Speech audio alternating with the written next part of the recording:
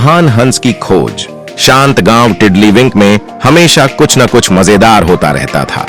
गांव के लोग अपनी अजीब आदतों और मजेदार हरकतों के लिए जाने जाते थे, लेकिन महान हंस की खोज के दिन जैसा कुछ नहीं हुआ था।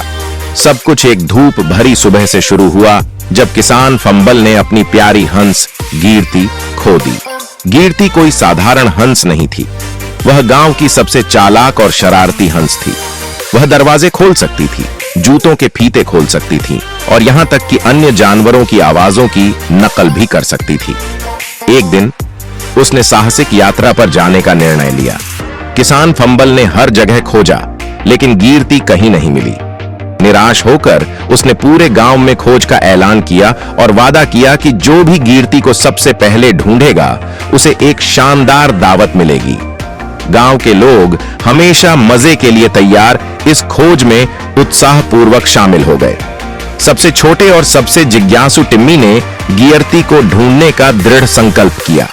ब्रेड की एक लोफ और अपने विश्वसनीय मैग्नीफाइंग ग्लास के साथ वह खेतों में निकल पड़ा। इस बीच ग्रैनी गोगिंस ने अपनी बुनाई साथ में ली, यह सोचकर कि अगर उन्हें गिरती को पकड़ने के लिए जाल बुनना पड़ा तो वह तैयार रहेंगी।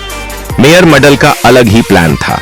उन्होंने सोचा कि वह एक तुरही का उपयोग करके हंस की आवाज निकालेंगे। दुर्भाग्यवश वह इसे बजाने में अच्छे नहीं थे और जो आवाजें उन्होंने निकाली वे एक हंस से ज्यादा गायों के झुंड को आकर्षित करने वाली थीं। जैसे जैसे दिन बीतता गया, खोज हास्यास्पद दुर्घटनाओं की श्रृंखला में बदल गई। बेकरी वाले मिस्टर पिकल्स बेहतर दृश्य पाने के लिए पेड़ पर चढ़ने की कोशिश में पेड़ पर फंस गए। मधुमक्खी पालन करने वाली मिसेस बम्बल ने गलती से अपनी मधुमक्खियों को छोड़ दिया, जिससे गांव के लोग अफरा तफरी में दौड़ते रहे, अपने हाथ हिलाते और चिल्लाते रहे। इस सब अराजकता के बीच गिरती अपनी जिंदगी का मजा ले रही थी। उसने गांव के चौक में घूमते हुए कैंडी की दुकान में झांका और यहां तक कि गांव के फव्वारे में तैरने की कोशिश की। गांव के लोग अपनी परछाइयों और एक दूसरे का पीछा करने में इतने व्यस्त थे कि उन्होंने उसे नहीं देखा। अंत में जब सूरज ढलने लगा तो छोटे टिम्मी के दिमाग में एक विचार आया। उसे याद आया कि गिरती को संगीत कितना पसंद है। उसने अपनी हारमोनिका निकाली और एक कोमल धुन बजाने लगा।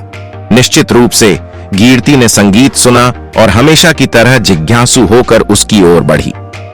टिम्मी तब तक बजाता रहा जब तक गिरती उसके पास नहीं आ गई। जीत की मुस्कान के साथ टिम्मी ने गिरती को उठाया और उसे किसान फंबल के पास ले गया।